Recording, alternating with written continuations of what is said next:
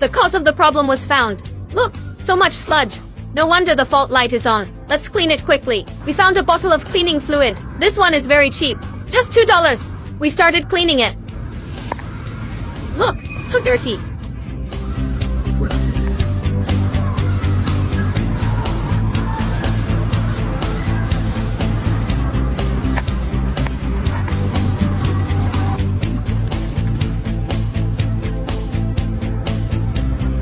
Okay, it's been cleaned now. Next, put it back together.